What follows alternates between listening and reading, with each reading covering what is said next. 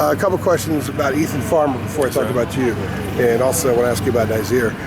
What did you learn from him, watching him handle the uncertainty that he was dealing with that whole month before he found out he was cleared?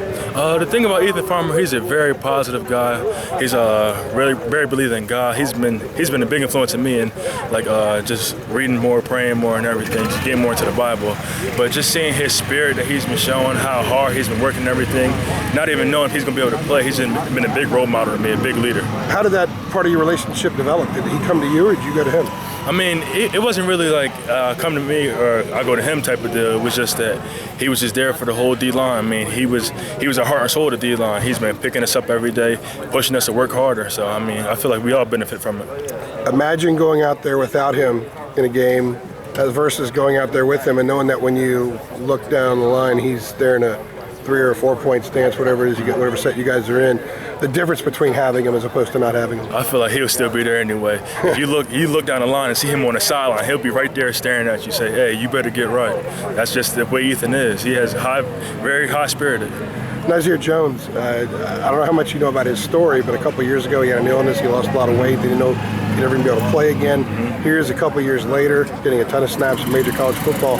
What is it about him that's unique, that makes him the kind of guy that has a character to overcome something like that? Me and Nas, we came in together and we roomed together actually for the first couple semesters, and I feel like Nas, he just very hard working. I mean, he believes in what he wants to do, and once he tells himself he's going to do something, he's going to do it. So I feel like if he believes in himself, he's going to be great. I was just talking to Coach Gilmore about you, and he said that while it's your first year playing in actual games, says you're an experienced, you're a veteran freshman, so to speak.